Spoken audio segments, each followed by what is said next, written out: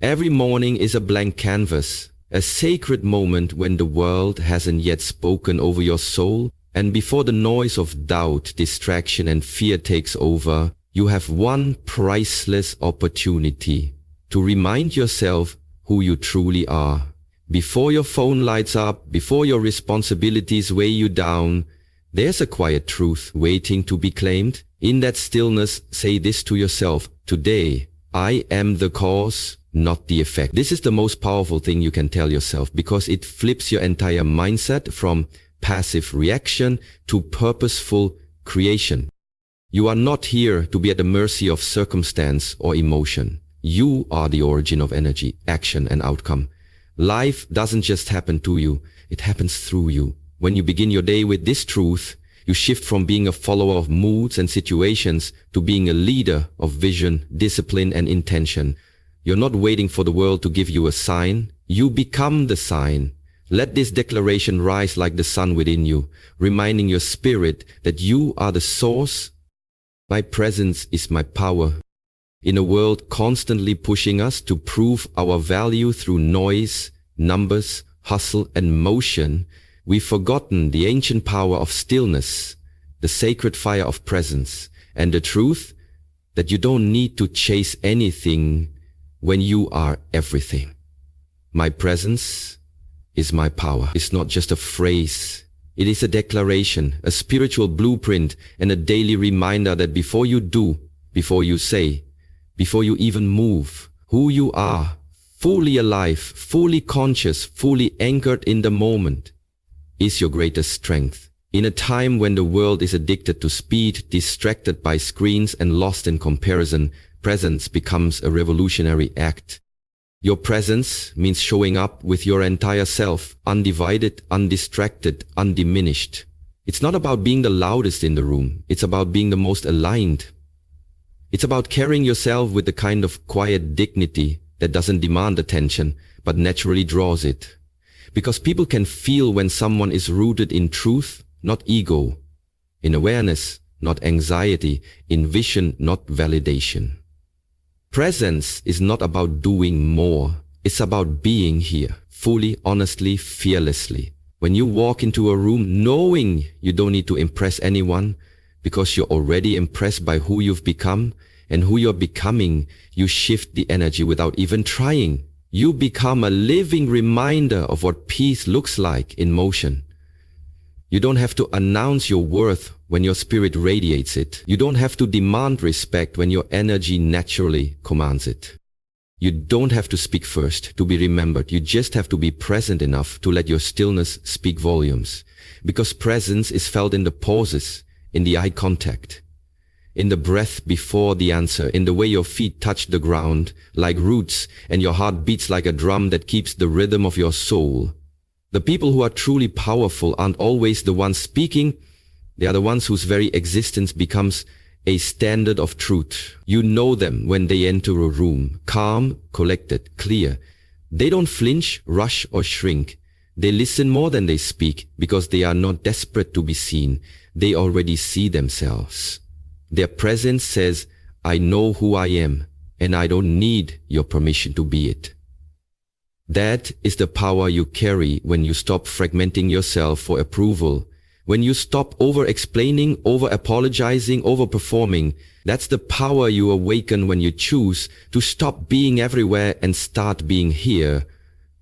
You become intentional with your gaze, purposeful with your voice, conscious with your silence. And this kind of presence doesn't just transform how others see you, it transforms how you see the world. When you are present, you don't miss life. You feel the wind. You taste the moment. You hear the heartbeat beneath the noise. You become aware of the patterns in your thoughts, the posture of your body, the tone in your words. You notice what feeds your energy and what drains it. You stop being a stranger to yourself. And from this inner stillness, you begin to access a deeper intelligence, the kind that doesn't rush to react, but instead chooses to respond. Presence turns you into a master of space, time, and energy. You begin to realize that your greatest power isn't what you do in the spotlight. It's how you hold yourself in the shadows. It's how you treat the small moments the silent pauses, the unseen battles. It's how you breathe when things fall apart. It's how you stand when no one's watching. Your presence becomes medicine for yourself and for others, because people are starved for realness in a world of filters and facades. When you are present, you're not just existing, you're embodying.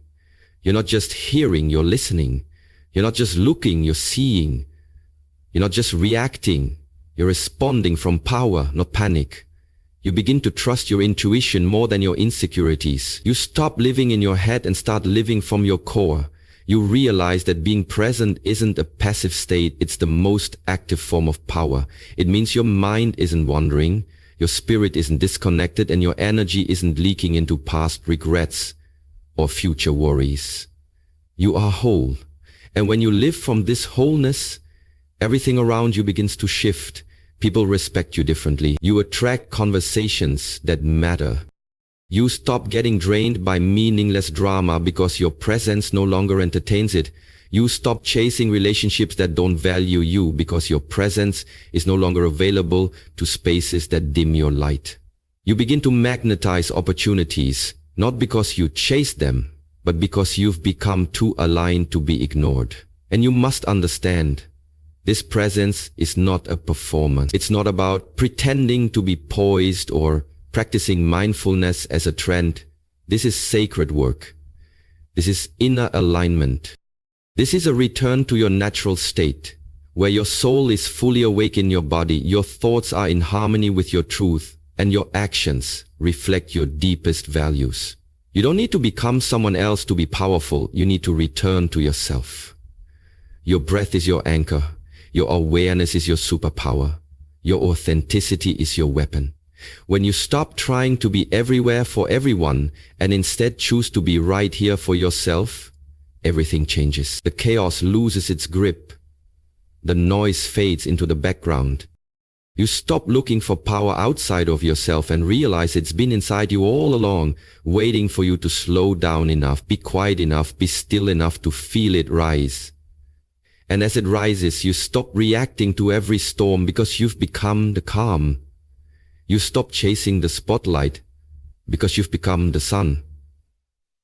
You don't need external permission to feel worthy because you've given it to yourself. And from this space, you live differently. You speak with clarity. You move with purpose. You love without fear.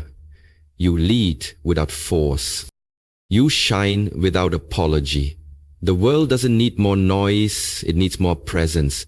It needs more people who are here. So tomorrow morning when you wake up, before the world tries to define you again, before the anxiety creeps in, before the self-doubt whispers its lies, stand still for a moment, put your hand on your heart, and remind yourself, my presence is my power. Not because of what you have, not because of what you do, but because of who you are when you fully show up. That is the foundation, that is the message, that is the truth. And when you live from that truth, there is no room for pretending, performing, or proving. Because you are the proof. Your life becomes the message, your breath becomes a prayer, and your presence becomes a force that the world cannot ignore. I want to share with you 4 real life-changing motivational stories, so please listen with an open heart and full attention. If these words inspire you even a little, then I humbly ask you to share this message with your friends and family, not for my fame, but so that they too can awaken something powerful within themselves, so they can rise, grow, and become a light, not only for their own lives, but for society, for this nation, and for the world. When one person transforms, it creates a ripple. Let's be that ripple together. Let this message not just be heard, let it be felt. There was a time not long ago when a man named Arun found himself standing in front of a mirror each morning and not recognizing the person looking back at him. Not because his face had changed, but because his spirit had. He had spent years climbing the corporate ladder, working 14-hour days, striving for promotions, accolades, and the kind of external success that people applaud, thinking it would lead to fulfillment. On paper, Arun was impressive. Ivy League graduate, regional director of a global tech firm, owner of a sleek apartment in a high-rise with floor-to-ceiling windows, but on the inside he was hollowed out. He couldn't explain why, but every wind felt emptier than the last, and every morning felt heavier. His body was present, but his soul felt absent, like he was living someone else's life. One day, while preparing for a high-stakes meeting, he had a panic attack in the elevator. He fell to the floor, gasping, shaking, and sweating as the elevator climbed 27 floors. That was the moment something broke open inside him, not just his body's tolerance for stress, but the illusion that what he had built would sustain him. After that, he started questioning everything. Why was he running so hard? Who was he trying to impress? And most importantly, when was the last time he felt truly here, alive, grounded, whole? The answer terrified him. He couldn't remember. At the suggestion of a colleague, he reluctantly signed up for a silent meditation retreat in the mountains of Himachal Pradesh. No phones, no laptops, no emails, just 10 days of stillness. On the first day, he almost quit. The silence was deafening and the stillness felt like punishment. His thoughts screamed louder than city traffic. His muscles twitched from the absence of movement, and his identity, the one built on speed, titles, and accomplishment, felt like it was being dismantled. But slowly, something inside him began to shift. He started noticing the rhythm of his breath, the tension in his shoulders, the constant chatter in his head. He realized how long he had been operating from a place of absence, always a few steps ahead of the moment, planning, predicting, performing. On the third day, during a walking meditation, he stopped under a pine tree, placed his hand on its bark, and for the first time in years felt completely present. He could feel the texture of the tree, the breeze on his skin, the weight of his own body. Tears welled up, not from sadness, but from the shock of rediscovery. This is what it feels like to be here, he thought, and that was the seed of transformation. He began to understand that presence is not a luxury, it is a necessity. He saw how much of his life had been lived in reaction, reacting to deadlines, to demands, to expectations, but not from truth, not from alignment. Presence wasn't about slowing down to escape life, it was about becoming fully engaged with it. By day 6, something astonishing happened. During a group sit in the main hall, as 70 people sat in total silence, Arun felt an invisible shift in the room. He couldn't explain it, but it was as though someone's energy had entered with such clarity and calm that it altered the entire vibration. He opened his eyes briefly, and across the room, a monk had just entered. He walked in barefoot, silently, slowly, with his eyes cast downward, hands folded. He didn't say a word, but everyone noticed. Arun later asked one of the instructors about him, and she said, "That's Bhante. He doesn't speak much, but when he does, people listen, not because he raises his voice, but because he doesn't need to. His presence is his power." That sentence never left Arun. After the retreat, he returned home, a changed man. Not in some dramatic, mystical way, but in a subtle, grounded way that only those close to him noticed. His wife said his eyes had softened. His assistant said his energy calmed the room. His friends said he seemed lighter. But the biggest change was internal. He no longer chased power in the form of control, dominance, or accolades. He found it in presence. He began each morning with 15 minutes of stillness, not as a productivity hack, but as a devotion. He started listening, really listening, to people without rehearsing his responses in his mind. He began to walk slower, breathe deeper, speak less but mean more. In meetings, he found that his silence often carried more authority than his arguments. When he made eye contact, it was steady, not performative. His employees began mirroring his calm. Tensions in his team began to dissolve. Performance improved, not because of pressure, but because people felt seen. He had stopped multitasking during conversations and started showing up fully. He didn't need to prove himself anymore because he had found himself. One day a younger colleague came to him and asked, "How do you lead without force?" Arun smiled and said, "Because I don't lead with volume, I lead with presence. And when you're fully here, people feel safe. And when people feel safe, they trust. And when they trust, they rise." But Arun's greatest test came 6 months later, when his father was diagnosed with stage 4 cancer. The old version of him would have buried himself in work or spiraled into fear. But now he chose to be present.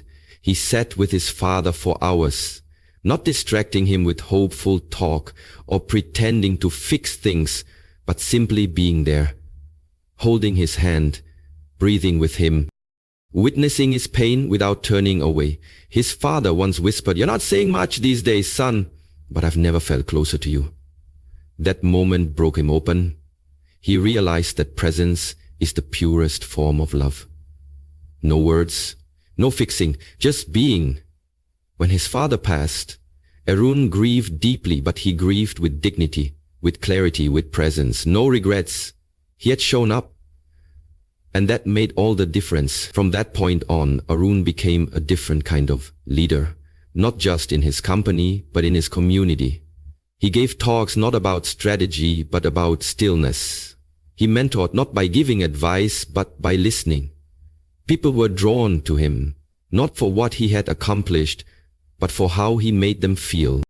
They said his presence was healing. He no longer walked into rooms to be the most important person. He walked in to see the most invisible person, and that became his power. He became a reminder in a busy world that you don't have to be loud to be heard. You don't have to be flashy to be remembered, and you don't have to control everything to have impact. You just have to be present. And presence is not passive. It's courage. It means facing the discomfort of silence. It means being honest in conversations. It means slowing down when the world tells you to speed up. It means putting down your phone and lifting your eyes. It means owning your breath, your boundaries, your being. Years later, Arun would say in a keynote speech to young leaders, "Your resume might get you in the room, but your presence is what will make people lean in. Don't just be around, be here. Let your stillness be louder than your ambition." And when he closed his eyes at night, he no longer counted accomplishments. He counted the moments he was fully alive, the walks without phones, the deep belly laughs with his daughter, the unfiltered tears with his mother, the sacred silences beside his wife, the soft breath of presence that held him when life didn't make sense. That was his wealth. That was his legacy. That was his real power, because he had learned through burnout, breakdown, stillness, silence, and sorrow that at the center of all impact is presence. Not performance, not perfection, presence. And every morning he still reminded himself, just as he did under that pine tree in the Himalayas, "My presence is my power." Story number 2. A mother reclaims herself through presence. There was a woman named Lena, once known as the brightest girl in her town, who grew up with dreams as high as the Himalayas, wanting to be a writer, a traveler, a creator of beautiful things. But as life unfolded, marriage, motherhood, and duty wrapped themselves around her like vines, not in bitterness but in quiet erosion, until one day she realized she hadn't heard her own voice in years. She had 2 beautiful sons, a husband who worked tirelessly, and a home that was always in motion. But somewhere in the noise of lunchboxes, parent-teacher meetings, laundry cycles, and late-night dishes, her presence was traded for performance. Always doing, fixing, serving, but rarely being. One morning she dropped a cup while washing dishes and burst into tears, not because of the cup, but because it was the first moment her body screamed, "I am here, but I'm gone." That day, her youngest son, just 9 years old, hugged her and said, "Mom, I miss you. You're here, but it's like you're not." That simple sentence cracked something inside her. She decided to begin again, not by running away, not by burning her life down, but by slowly, deliberately reclaiming her presence. She began waking up 30 minutes earlier, not to do more, but to be more. She would sit on the balcony, wrapped in a shawl, sipping chai, breathing deeply, watching the birds. The silence scared her at first, because it brought back the longing she had buried. But eventually, it became sacred. She started writing again, not novels, just thoughts, memories, gratitude. Slowly, her days shifted. Instead of rushing to get everything done, she started showing up with her whole self. She looked into her children's eyes when they spoke. She hugged them longer. She listened without interrupting, and something began to transform, not just in her, but in her home. Her children grew calmer. Her husband noticed the difference, saying one night, "There's peace in you now, and it's in the house too." But Lena's real awakening happened when her father fell ill. She spent 2 weeks by his bedside in the hospital, and instead of filling the silence with small talk or worry, she simply sat with him, held his hand, sang the songs he used to sing to her as a child. He whispered once, "You always had this quiet light in you. It's back." She wept, not from grief, but from return. She realized her power was never in how much she did, how much she sacrificed, or how hard she worked, but in how fully she showed up. Presence wasn't passive, it was transformative. She began teaching small writing workshops for women in her neighborhood, not for fame or income, but to help others return to themselves. And in each circle, as women cried, laughed, and shared truths long silenced, they would say the same thing Lena had once forgotten. "I've been missing from my own life." And Lena would smile and say, "Then come back. Your presence is your power." She had no platform, no titles, no viral fame. But when she walked into a room, people felt something soften, because she had stopped performing and started being. Her power was not loud, but it was undeniable. And every day, she reminded herself gently, "My presence is my power." Story number 3. A soldier finds stillness after war. Derek served 3 tours overseas, a highly decorated Marine with a reputation for discipline, grit, and leadership under pressure. But when he returned home at 34, the battlefield didn't stay behind. It followed him into every quiet room, every dream, every flash of unexpected noise. His wife barely recognized him. His son, just 6 years old, would flinch when he raised his voice in frustration. Derek wasn't violent, he was just absent, emotionally unplugged, physically present, but mentally lost in a world that no longer fit. Therapy helped, medication numbed, but nothing touched the hollow ache inside his chest until one evening, sitting on the porch alone, he watched his son fall while learning to ride a bike. Normally, Derek would have shouted, "You're fine, get up." But this time, something stopped him.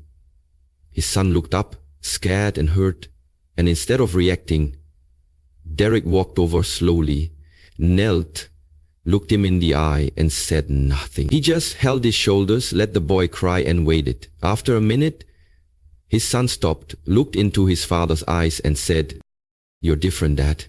You're not mad." That one moment was the first time Derek felt the power of being there without fixing, commanding, or retreating. He began to study presence, not as a trend but as survival. He started practicing breathwork taught by a former Navy SEAL who'd become a monk. It was awkward at first, but soon Derek felt something shift. Inhale, hold, exhale.